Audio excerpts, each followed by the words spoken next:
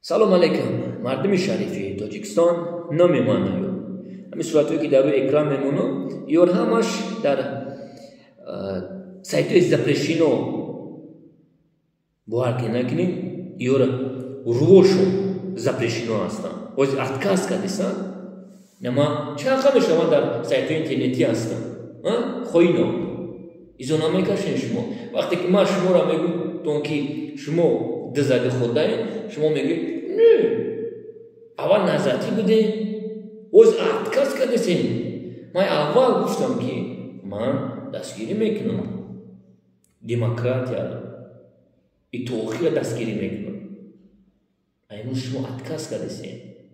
برای چی؟ شما نگین که ما یکم یعنی نومی نازد شما صدقه نازد اسلام کنه شما را مردم من گفته بودم 1 سال پیش یا مسلمان نیستن بسیاری از مرا گفتن تو از رمینه ایسی که تزدیدی نازد اسلام تزدیدی خدا گب زده ایسی استغفرالله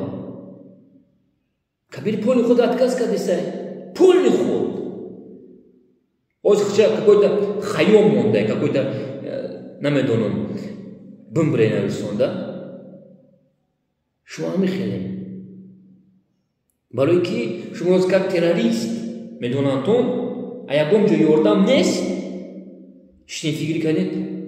نظر ما در کن نیست ما در پول برخوره پول بیا اگم چی دیگه فکر میکنیم یا که من دروغ میگم خوینم همین صورتایی که در اکرام موندم همه یورا در سایت اکستریمیستو و تروریستو میبینید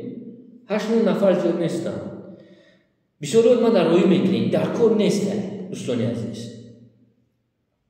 همین روژا را ما جو 1 سال 4 ماه همشا میدونم دوست برای ما دوستانی عزیز روی نکنیم ما ایزو میکشم یورا تماشا کنم و نامشون رو بگیرم نصیب شما سهر افیرده مهمونی ما برادر بختری است سهر افیر است زنده باشه خوینو